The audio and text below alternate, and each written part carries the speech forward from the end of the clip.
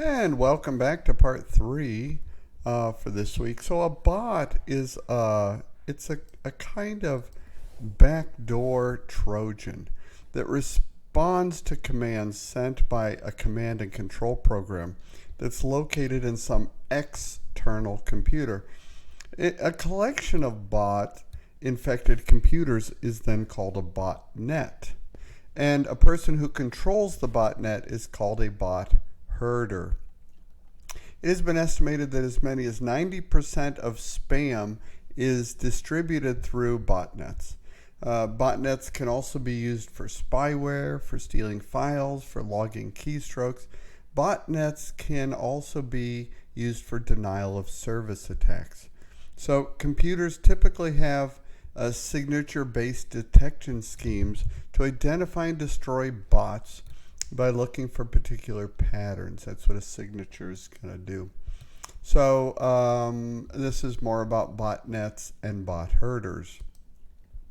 So there are three defensive measures that are important to security patches that include security patches, anti-malware tools, and firewalls. And so, as you recall, malware exploits vulnerabilities in some software, right? Software makers respond by identifying their code to, and updating it to remove the vulnerabilities. And software that is not kept up to date remains vulnerable to these exploitation of hackers. Anti-malware tools scan the computer's hard drive, detecting files that appear to contain viruses or spyware and deleting those files. And a firewall is this software application that can selectively block network traffic to and from the computer. A weakness of the firewall is that they're vulnerable to being manipulated by malware. In addition, sometimes you have to let traffic through a firewall. So you want to make sure that it's scanning for some malware. Now, moving to cybercrime and cyber attacks. So a phishing attack is a large scale effort to gain sensitive information from gullible computer users. We all can be gullible sometime, right? An attacker sends out millions of email messages from a botnet. And the users then click on the link, encounter an imposter website designed to resemble the genuine e-commerce site that they were trying to get to. They may not even be aware of it, right? So they ask for your login name, your password, and sometimes other private information. Whenever you get an email from a bank that says, we want to be sure to update your account and make sure it's as secure as possible, click on this link. No, I go through the DNS to what I know is the secure site on an HTTPS, and then I log on to check. So spear phishing is a variant of phishing in which the attacker selects email message addresses that target a particular person or group. Okay. With a spear, it's more direct. Boom. Okay. So a SQL injection now is a method of attacking a database-driven web application. So there's this website, a web application, that and you're going to use a SQL injection to attack its database. So the attacker accesses the application and injects a SQL query or some data code, and the attacker uses this to try and trick the application into returning sensitive information. To be honest, to stop a SQL injection, just good, sound programming practices when these sites are designed. Now, a denial of service is an intentional attack designed to provide a legitimate user like me just trying to buy something from making use of that computer service. Or maybe I'm not trying to buy something, maybe I'm just seeking information. It would be denying me use by this denial of service, or even distributed denial of service. Now, the goal of a denial of service attack is generally not to steal information, but it's to disrupt a computer server ability to respond to true clients, to the real customer. A DDoS attack now is an example of an asymmetric attack in which a single person can harm a huge organization in a distributed denial of service. That's a DDoS attack, where the attacker rents access from others. So I may rent access to my botnet. I've already set up a botnet. Remember, it's about value. What are they getting out of it? So I may rent up my network of botnets from me if I'm a bad guy, a bot herder. And at the same time, the command and control computer that I manage will send the appropriate instructions to these bots, these robots on the various networks and computers, which launches the attack. A distributed denial of service, a more aggressive multi-system as opposed to a denial of service. Okay, cybercrime, right? The key is a great deal of money can be made from malware, unfortunately. So some hackers sell to the highest bidder this customized malicious code that they have developed to control victims' machines. That's very sad. So a cyber attack is a computer-to-computer attack that undermines CIA. And that's the basis of all security: confidentiality, integrity, and availability. Confidentiality, who should have access to the information gets it. Integrity, are you the person sending it, receiving it, the person or the entity, like a server? And availability, will it be there when I need it? Are there backups for the really important information?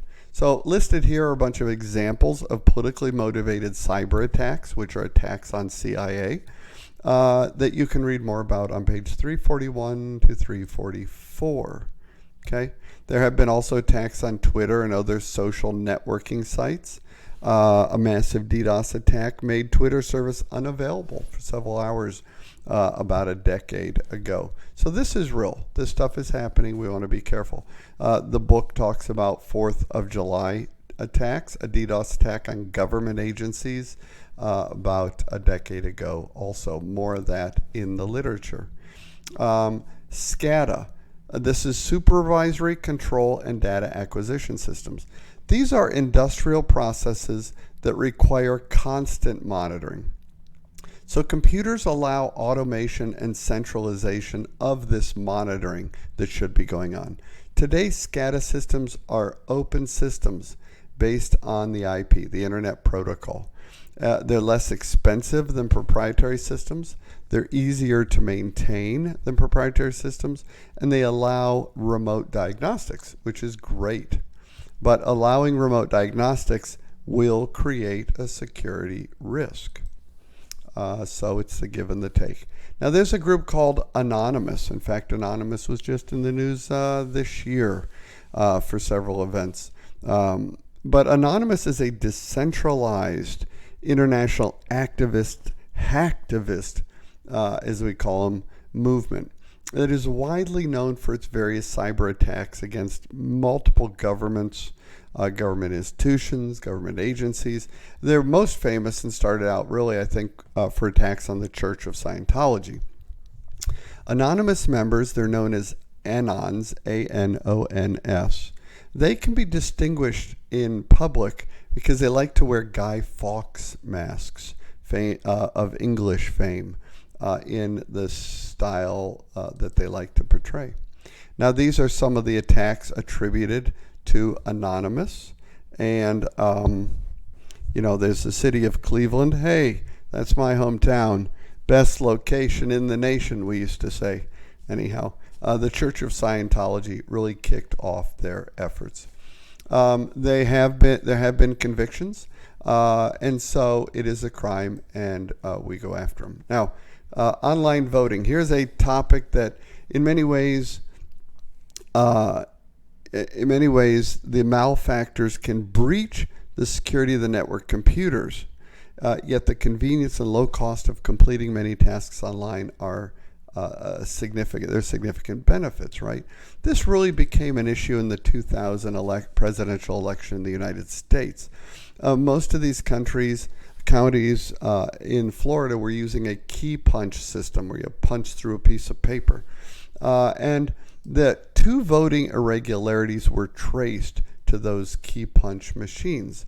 And so, sometimes the stylus that you were using to punch the holes didn't go cleanly through, leaving a tiny hanging item. They called it a hanging chad, right?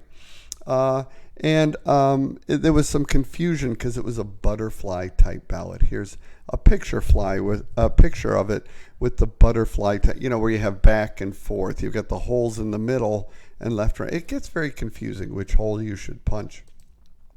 So some states, including Florida, have also turned then to early voting or online voting, which is the focus of this conversation. Many states replaced their paper-based systems with direct recording electronic voting machines. And online voting is already a reality had already been a reality in the state of Alaska because they're so diverse, right, spread out. Alaska supports online voting. And frankly, 30 U.S. states now allow members of the military to vote online. So several nations allow voting over the internet: Estonia, Switzerland, Australia, etc. There are benefits to online voting. I can count it more quickly. I do not have any ambiguity.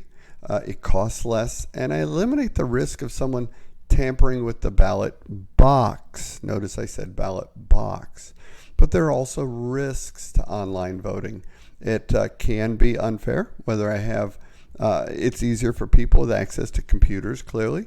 The same system that authenticates the voter also records the ballot. And this makes it more difficult to preserve the privacy of the voter. We've talked a lot about privacy in this course.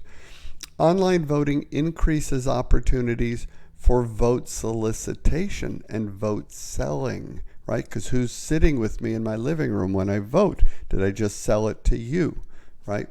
A website hosting an election is an obvious target for that DDoS attack, that distributed denial of service attack that we just talked about. If voting is done from home computers, the security of the election is actually going to then depend on the security of your home computer. Think of that. Scary. How many home computers aren't being patched and updated, right? A virus could change a person's vote without even the voter knowing it. A backdoor Trojan could allow the person voting to be observed by an outsider. A backdoor Trojan could even allow an outsider to cast a ballot in lieu of the rightful voter. So a utilitarian view of this must add up the positive and negative outcomes to determine whether online voting is a good action, and to take in all the outcomes. Do they have equal weight? It's hard to use utilitarian analysis. So sometimes this calculation can be flawed. People who vote online would not have to travel to their polling places and wait in line. That's true. But it is more difficult to come up with a reasonable weight for other outcomes. So, for example, the risk of online voting is that the DDoS attack may prevent legitimate users from casting their ballots, right? So experts could have vastly different estimates on the probabilities, and so it's hard to allow scales in the utilitarian evaluation, right? A Kantian analysis of any voting system would focus on the principle that the will of each voter should be reflected in that voter's ballot. And so for this very reason, every vote should leave a paper record. Eliminating paper records in order to achieve the end of saving money and time or boosting voter turnout is wrong from a Kantian perspective. Okay, that was a good time. I enjoyed it. I think we have to ask ourselves again, like we did in Chapter 1 and several times since, are we holding computers up to too high a standard? After all, existing voting systems are imperfect.